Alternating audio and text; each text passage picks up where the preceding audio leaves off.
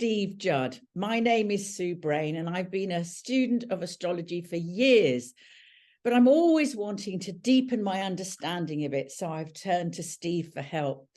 For me, Steve is the obvious person to ask because he's been bringing astrology to the world for the past 40 years. In this video, we're talking about blind spots, and the themes and links for all our videos will be posted on Steve's websites, which are stevejudd.co and astrobabbleproductions.com. But before we start, these videos are not aimed at the total beginner. However, Steve and I believe you'll get a lot from them, irrespective of where you are on your astrological journey. So let's get going. Steve, I want to ask you about blind spots, about how we can identify and understand our blind spots, which of course we all have. But our blind spots, of course, remain unconscious until we become aware of them. And what we obviously tend to do is we try and ignore them, but what we end up doing is projecting them onto other people, which often creates sort of like anxiety or irritations or areas in our life that just don't work. So what's the best way to start recognizing our blind spots in our chart? When you said to me the subject matter for this video, I went away and I did a bit of thinking. I thought, well, what actually are blind spots? Obviously, they're things that we don't see about ourselves, or we're not conscious of, or we don't consciously recognize traits in our behavior. But I thought, well, how does that represent itself astrologically?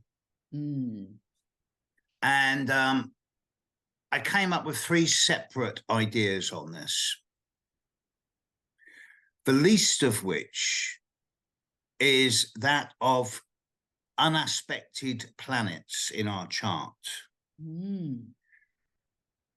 Only 1 in 3, 1 in 4 people will have an unaspected planet. But for those of us like me that does have an unaspected planet, then by unaspected planet, I mean a planet that is in your horoscope, but is in a sign and house, but receives no aspects from any other planet. So it is wild. It is not moderated or influenced by any other planetary influence. So it is expressing itself in its natural core way. Because it is not moderated, it is not part of the team. Therefore, it is wild.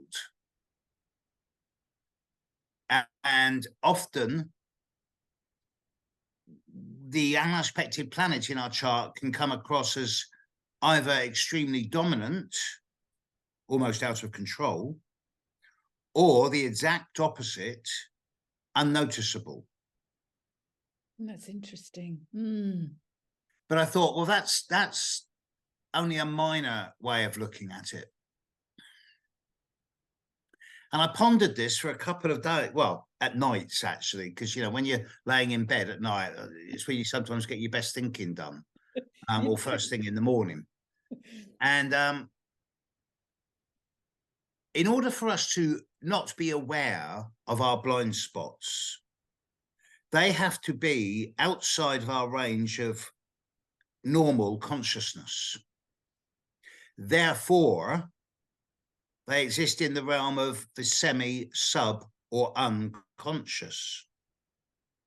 Therefore, astrologically, they come under the remit of Neptune and Pluto. So when I realized this, I thought, okay, well, there's two very different types of blind spots here then.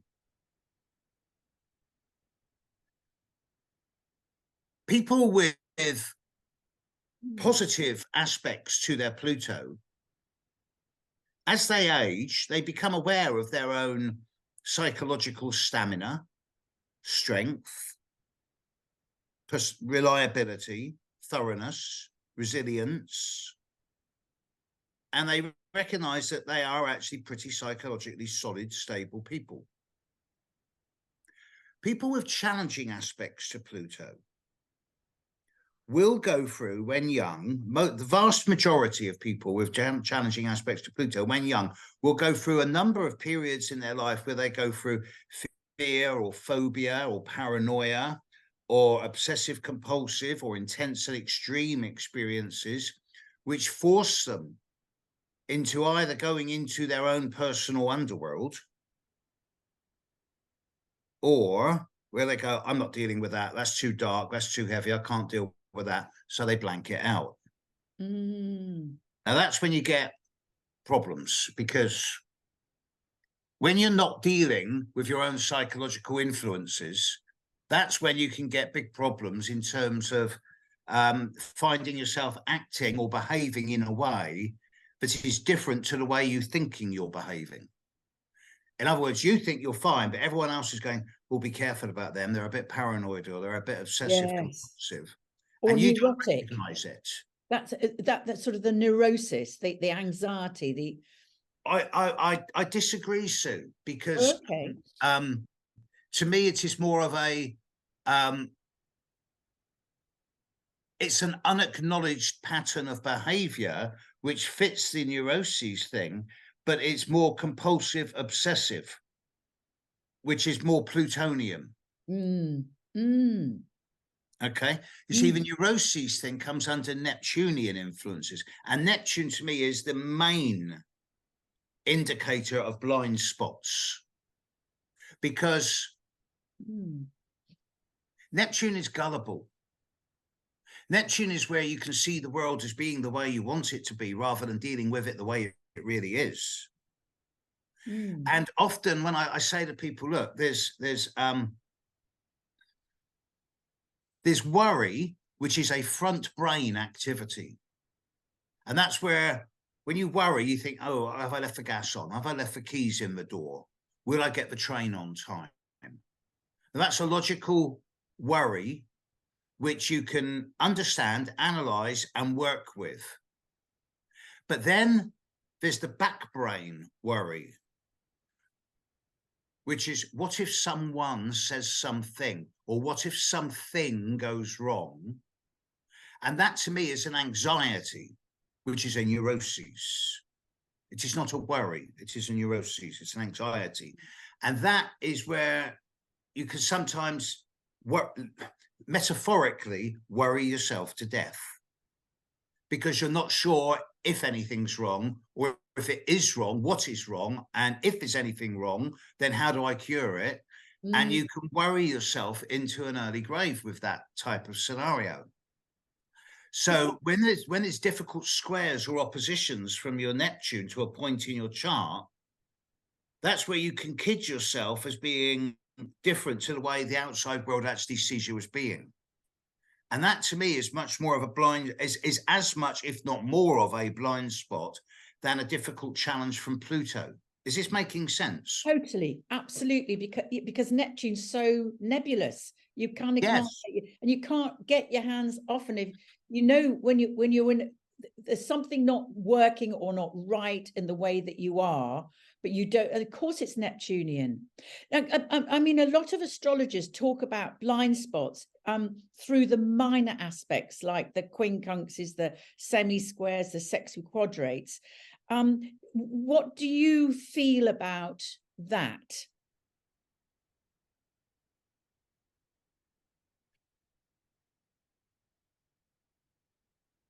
I'd never thought of that, but as you say it, I'm thinking, well, certainly with the quincunxes, yes. The semi-square, halfway between a conjunction and a square, I see as like, it's past the point of power of a conjunction, but it's not at the point of a problem, which is a square. Yes. So it's halfway between the two. So it's like a niggle. It's a block, isn't it? Would you say? It's a minor blockage. It's a minor itch you block. can't scratch. Yeah. Yes. Whereas the sesquiquadrate, which is a square and a half, is past the square point, where the square is a challenge, but it releases energy, which can help that challenge be turned into a gift over a period of long period of time. But it's not at the point of opposition, where you just got to wrap yourself around it, because you can't change it. You've got to live with it and work with it. So it's can I what's just come to me as you were talking, which is just struck me, is, you know, the opposition is what we tend to do is to project onto another person rather than until we learn to own the planets in our oppositions. Yes. You say that's right. Yes, in younger years, Yes. oppositions can be seen as projecting into and onto the outside world rather than looking within. That's But right, yes. as we age, the sesquiquadrate quadrate is halfway between the square of expression and the opposition, where you just got to wrap yourself around it. And it's what the French call a fait accompli. You've got to live with it. So to me, the sesquiquadrate quadrate is more of a frustration, where you know that there's something wrong and you can't, it's not big enough to be actually dealt with, but you just got to live, you've got to work with it. And it's like that constant little irritation or itch. It's such a difficult, I always find the sesquiquadrate is such a difficult thing to describe to clients when there is this not and it's almost sort of beyond words. It's so difficult because also it's so personal to them. So, I mean, have you got any words of advice about the sesquiquadrate, how we could work with it or describe it better? The semi-square, 1/8 of a circle, and the sesquiquadrate, 3/8 of a circle, they are similar. But the semi-square is a problem that is forming. The sesquiquadrate is a problem that exists and has become set, but not rigid. So there is still a degree of flexibility with the sesquiquadrate, but it will take quite a big adjustment, well, quite a big shift in behavior to actually manifest the best from it. Otherwise, it will always be like those little darts coming in on the side that just constantly irritate you, but aren't big enough to sort out. So are you saying, like, the semi-square, often external events can influence the semi-square, where we go, oh my God, hang on a second, and I can learn from that. Are you saying that the sesquiquadrate is similar, that we attract things from the outside or people or events that just raise our awareness of this discomfort?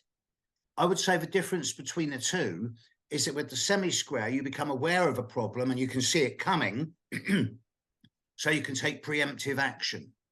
The sesquiquadrate, the square is already passed. The problem has already come into existence. Yes. So it's the way you deal with it after the event and the way you manage it rather than preempting it. Do you feel, and a lot of astrologers have also said, you know, I've heard from a lot of astrologers talking about this, and they say that sesquiquadrates can indicate illness of some form, because I guess if there's an irritation going on inside us, that we're unbalanced in some way. And I just wondered if you feel that is something that we should take into consideration. I would suggest that illness in a horoscope is generally indicated by any number of different aspects that are unacknowledged and unexpressed. But with a semi-square, I never give any aspect at all more than a 5-degree orb. And with a semi-square and a sesquiquadrate, the maximum orb I will give them is 1.5 degrees. Right. So they are minor aspects. They are minor aspects, absolutely. Whereas the quincunx or the inconjunction, I'll give it 2 degrees because I consider it stronger. And to me, that is definitely the aspect where, okay, there's a problem, it's there, you can't change it. So it's not going to go away. It's not yet at the problem point where it's bang in your face, because that's what the opposition is. Yes. But it's at the point where the key words for an inconjunction are adjustment and compromise. And compromise is not a good word, easy word. It's not. And when you get 2 inconjunctions, you know, like the Yod, yes, or the finger of fate, as it's called. Yes.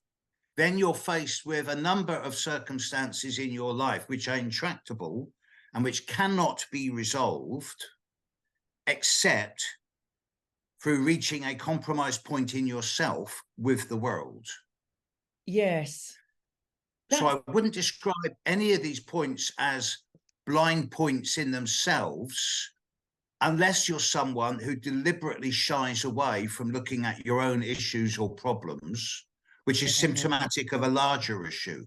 Yeah, it's interesting. I was reading for a client actually just last night, and she had a lot of quincunxes, and her expression of that was anxiety, constant anxiety.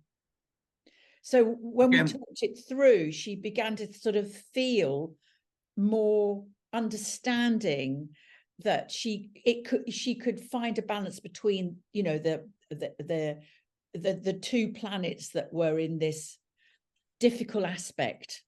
Even though it's minor, it's major as well. It isn't minor. Yes. Oh, yeah. If it's 0 degrees, then you cannot ignore it. Yeah. If it's 1 degree, you've really got to acknowledge it. Yeah. But this brings us back to the blind spots.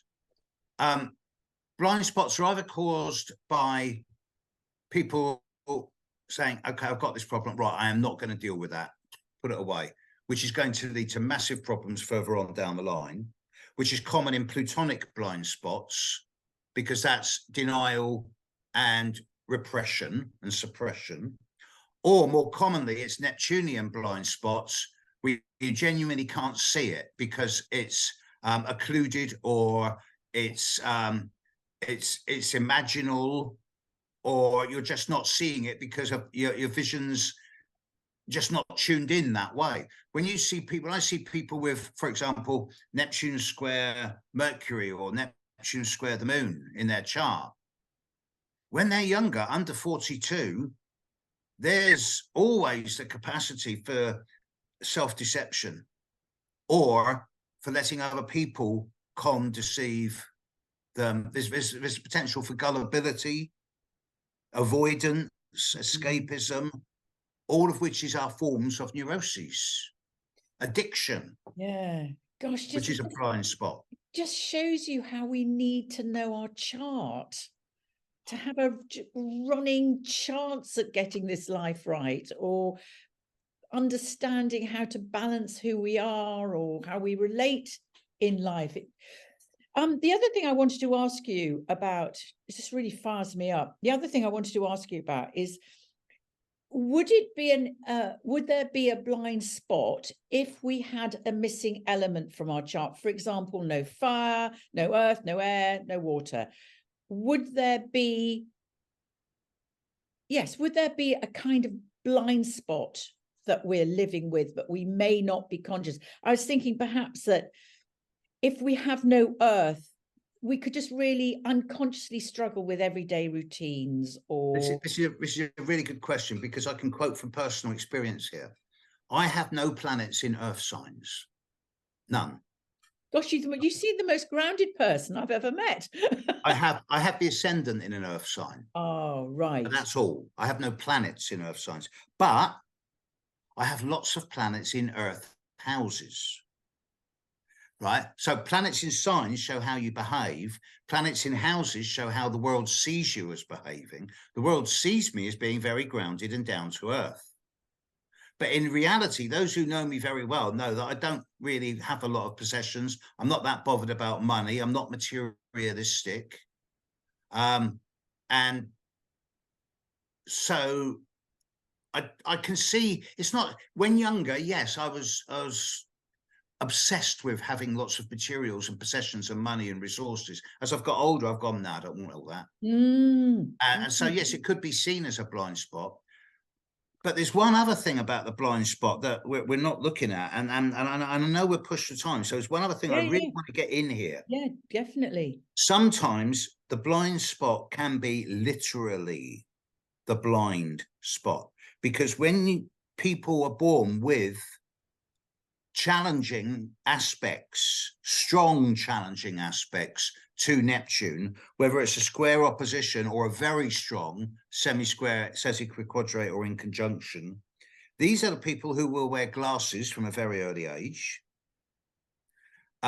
These are the people who, as they age, their eyesight will deteriorate, never to the point of absolute blindness, but often significant deterioration as they age.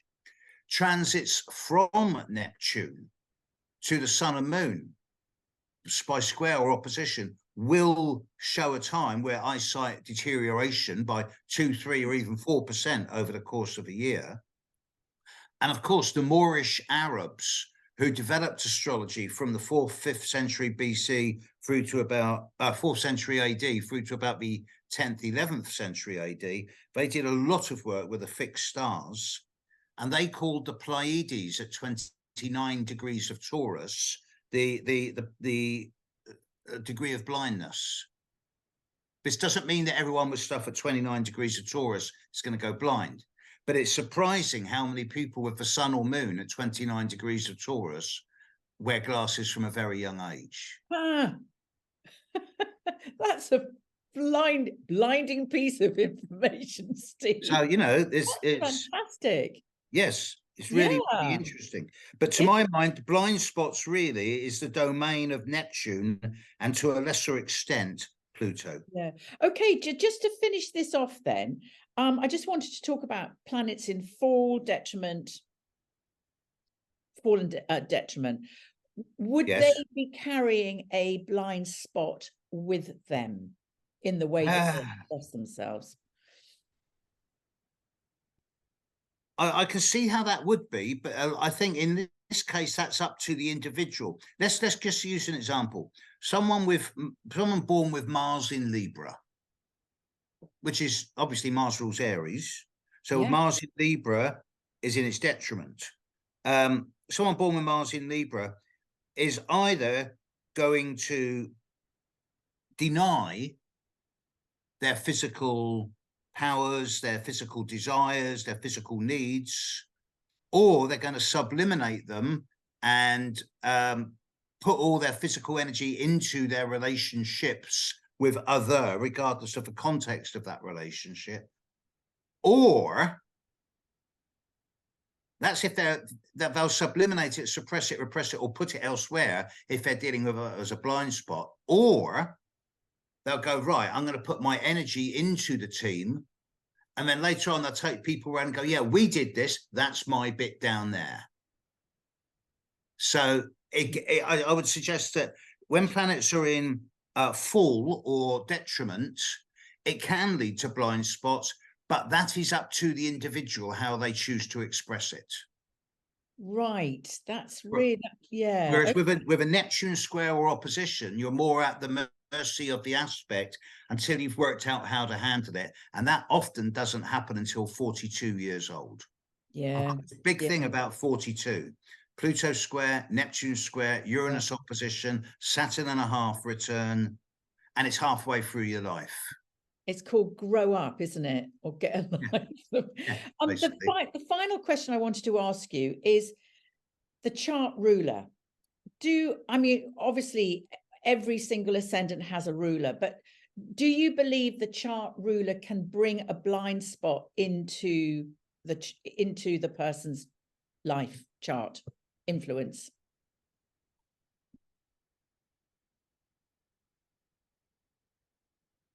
Okay, I can only quote this from personal experience. I have an unaspected Jupiter. Jupiter rules Sagittarius. Sagittarius is my 4th house. I have never had a home. From the moment I left home at 15 until very recently, I've had a large number of houses, apartments, bedsits, condos, tents, you name it.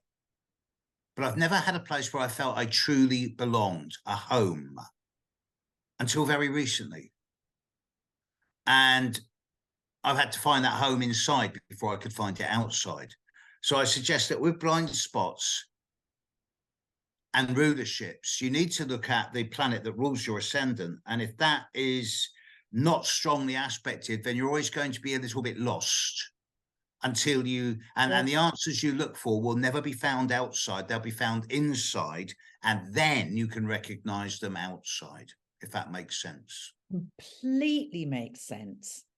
Gosh, this is so interesting. Is there anything else that you would like to add to this, or any another piece of advice for all of us who are wanting to understand blind spots in a deeper way, or how to work with them? There is. It's not a very nice one, because it's going to make a lot of people squirm. Oh, I like squirmy. When you look at other people in your lives and you think, oh, they're not dealing with that issue, or they're ignoring that, they're blanking or blocking that, that's their blind spot. In order for you to be able to recognize it in anyone else, you first of all got to know it within yourself. So let he who is without guilt throw the first stone. You know, recognize your own blind spots, and then you can help others with theirs. Yeah. But it's no good projecting your stuff onto the outside world. It's take the plank out of your own eye, isn't it? Yes, and that perhaps is a very good metaphor for some of the craziness that's going on in the world around us at the moment. Yeah. Good place to leave it, Steve. Thank you so much. I've really learned a lot, and I'm going to look at the whole concept of Pluto and Neptune as a sort of the governing vessel of our blind spots in much greater detail now. Well, they do represent the unconscious. Yeah. Pluto represents the unconscious, and Neptune deals with the subconscious and the semi-conscious. Yeah. So, yeah. Brilliant. Okie doke. So we'll see each other next time. Thanks Nice so one. much. Thanks, Bye, folks. everyone. Bye. Bye for now.